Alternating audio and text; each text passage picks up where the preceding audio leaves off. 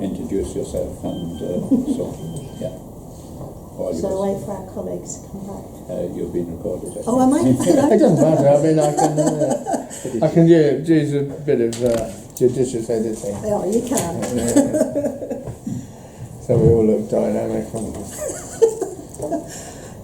My name is Elizabeth Cotton, and I come from. I've worked most of my life as a trade unionist, interestingly in the mining and energy sectors.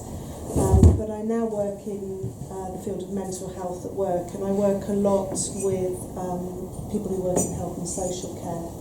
So there was a time when if you started to talk about mental health in trades unions or political circles, there'd be like a Siberian wind going through the meeting, and everybody would say, well, this has nothing to do with me. Similar thing in trades unions talking about climate change, actually. But both of these issues, because of the crises that we've got a mental health crisis, we've got a health crisis, and we've also got a climate change crisis. You know, it's really sobered us up. So we're having debates now that we didn't used to have before. So I spend a lot of my time, I work as an academic, I also work as an educator and a practitioner. I provide a lot of courses and education on bullying at work. I'm based partly at the Tavistock Clinic, which, as you know, is a psychoanalytic base for training psychotherapists in the UK. Where is the Tavistock? It's in Belsize Park, so it's one of the criticisms of mental health is that so I've been recently talking to the professional bodies for psychotherapy, and I've been starting my debate very contentiously saying, do you have to be married to a rich man to be a psychotherapist in the UK? Because unfortunately being a patient and a psychotherapist is very expensive, because we unfortunately have not funded our mental health services. It's the least funded part of the NHS. So the good side of this is partly that the crisis in the NHS, which is real, has become a very personal crisis, not just for patients, but also for the clinicians working within it. So we're having some very good debates. Another thing that's happened is that health professionals have by necessity become more politicised. The nature of our work and what we're actually dealing with is highly political. So what I wanted just to do was so I set up this thing called Surviving Work about 4 years ago, which is both online, lots of blogging, research, but it also has an online library of people's anonymous stories about how they survive work. And over the last few years, one of the big preoccupations for health and social care workers has been the problem of bullying. So you remember the Midstaff scandal and the Francis inquiries that came out from there. And in fact, they've made some very grand but important statements like, working in the NHS means working within a pervasive culture of fear and an endemic culture of bullying. Now, it's true to say that there are still groups of health workers who are doing okay, managing to function as teams, are not totally scared, but there's an increasing pressure. We've just seen it with the Addenbrooke Hospital, which is a hospital which has been well known for its care, excellent care, but has failed to hit targets and now is in special measures. One of the other things that happened on September the 14th, it was not only the day that the new trades union bill came in, which has put further restrictions, which is attempting to take away our right to strike and to organise effectively, was that there was something that got really missed, maybe because of conference season and Corbyn mania, maybe we got lost a bit, was that there was a very important debate by the new petitions committee about working life in the NHS. And it was brought about by this Labour MP called Helen Jones, and it came as a result of the first ever petition of a vote of no confidence in Jeremy Hunt, the health minister. And the vote of no confidence was about the impossible targets that have been set for the NHS, including the thing that broke the back was the 24/7 surgeries and the breakdown of negotiations about doctors' salaries, particularly junior doctors, but also consultants. So it had a real popular 250,000 people sign this petition to say we're not prepared to keep raising the targets in the NHS. We need to talk about contracts and conditions, and there's a very important research document which shows the link between precarious work, which increasing number of health practitioners are under, and failures in patient care. So this is a really very interesting debate. Lots of debates are happening, good political debates, but also a change in the culture of how we talk about health, particularly mental health. So I just want to pick out some of the sort of systemic problems that health workers are having to deal with. And that's an important part of the politicisation of health workers, is to understand the climate that we're working in, because there are it's practically a full-time occupation trying to keep abreast of the changes in targets and policies and professional standards. It's really hard to keep up to date on this stuff. So a lot of health and social care workers are totally disoriented about what's going on, and they just feel like failures, because at the end of the day they're failing to hit their clinical targets and they're feeling pretty badly about themselves. So understanding the system that we're working in is really important. It's good old-fashioned consciousness raising, and not blaming yourself for the reality of what's happening. So the first thing that there's been a lot of research and writing. The King's Fund, you know, is very important in producing this research in a very powerful way, is about the fact that the targets that are being set, even down on a micro level, even on a hospital level, particularly on trust levels, are politically set. They're set nationally. And their main justification is financial and also political, in the sense of showing that the NHS is delivering despite the resources going down. And so that increasingly means there's a direct conflict between the financial objectives and the clinical objectives. So senior managers are put in a very difficult position. And there's been lots of surveys about leadership services. I work in a business school, so I'm quite comfortable with the language of leadership, but sometimes it can feel like as if all the attention is going on the senior leadership and their stress levels, rather than the 1.3 million people who are actually working in the NHS. But apparently, I thought it was an interesting statistic that 43% of CEOs in the health service were claiming that they were thinking about resigning from their jobs because of bullying from ministerial level. They simply didn't feel they had the authority to push back incorrect politically set targets. So this problem about bullying and target setting is right at the top. It's not just nurses on the front line. The second thing is about welfare cuts, and that's in two senses. One is that 30% of the 1.3 or 1.4 million health workers in the UK rely on benefits to top up their incomes. They're earning less than the living wage. So you're talking about 30% who are low paid. We've never valued emotional work, for example, social care. As you probably know, 160,000 social carers earn less than the minimum wage at this point. So it's not a high-paid profession, but when you're having to rely on benefits, particularly housing benefits, you can see how that's going to directly affect people's capacity to care for patients. But the other thing about welfare cuts is that the welfare institutions have also been cut. So, for example, professional bodies.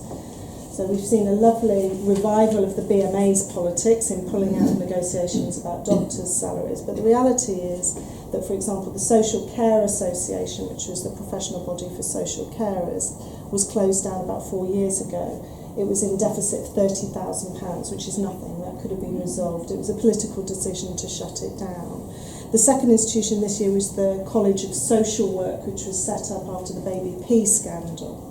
Now, these are bodies, whatever you think of them politically, that were there to promote best practice and also defend their professions. And what you see when these professional bodies go out of business is that the profession starts to be downgraded. We see that a lot with psychotherapists. Now, a lot of psychotherapists, heavily trained, been trained for 15 years, remarkable people in my experience, now working as psychological wellbeing practitioners with a very restrictive model of CBT. So we've got a real problem of downgrading of professions and clinical practice. CBT. Cognitive behavioural therapy. We can go into a discussion about whether that's a good thing or a bad thing. I quite like the technique, but it's a very limited model. It's considered cost efficient because apparently you can cure depression with 4 sessions of self-guided online CBT therapy. So this is a particular model of psychotherapy which is considered cost effective, but actually really doesn't provide proper care. Doesn't, in my view. So we've got this problem. We've also got a problem of trades union membership. So I've worked in trade unions most of my life, and I am not romantic about them, but they are necessary. And of course they're like political parties. You get some good reps, you get some bad reps. Sometimes trade unions fail their membership, but most of the time they offer an invaluable service of defending the increasing number of grievances and cases that need handling at work. For lots of reasons. One of the reasons that Unison, for example, has failed to organise in the social care sector is because most social carers don't earn enough, frankly, to pay a union membership, and also they're hard to reach because a lot of precarious workers are very isolated. So we don't have a traditional industrial setup like a mine where, frankly, if you can get to enough people and you've got some really mobilised organisers, you can organise the whole mine.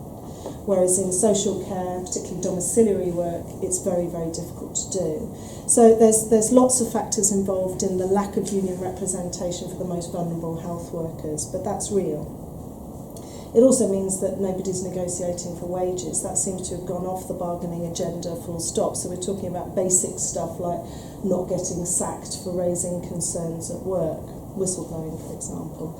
That's an important job, but it's a long way away from being represented at work. The other things that's happening is that we've got a very punitive model of regulation. So when mid-staffs happened, there needed to be a response to it. And one of the responses has been to really emphasise and re-emphasise the clinician's duty of care to the patient. And part of that has been to introduce a thing called the duty of candour, which says it is the responsibility, the legal responsibility and the clinical responsibility of people working in the NHS to raise their concerns about patient care when they see it. Now that's no bad thing, but what it doesn't do, what this system says, it's your responsibility and you can lose your job if you don't raise concerns, what it doesn't take into account is that most people working in health and social care, I'm exaggerating a little bit, but I think at most points, most health and social care workers are frightened to raise their concerns, they're frightened to lose their jobs, to be excluded or to be bullied. And that's the reality. So particularly if you're, for example, on a 0-hour contract, what are the chances of you raising a complaint against an anaesthetist, for example? Very low. These are still very hierarchical structures. And I think the sort of punishment of whistleblowers is quite conscious, that it only takes a couple of whistleblowers in your trust to have lost their jobs, senior whistleblowers to have lost their jobs, to have kind of removed any kind of defiant spirit amongst the staff. So it has a really very punitive, very what we call a blame culture rather than a just culture at work.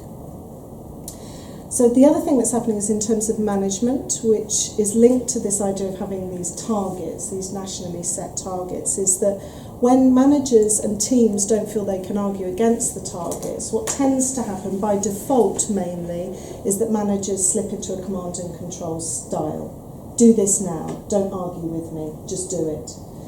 Partly because they might feel that they have no alternative, they can't challenge them, they can't address the targets. But what often happens in NHS workplaces is that turns into a system of bullying where nobody is allowed to challenge decisions made by management.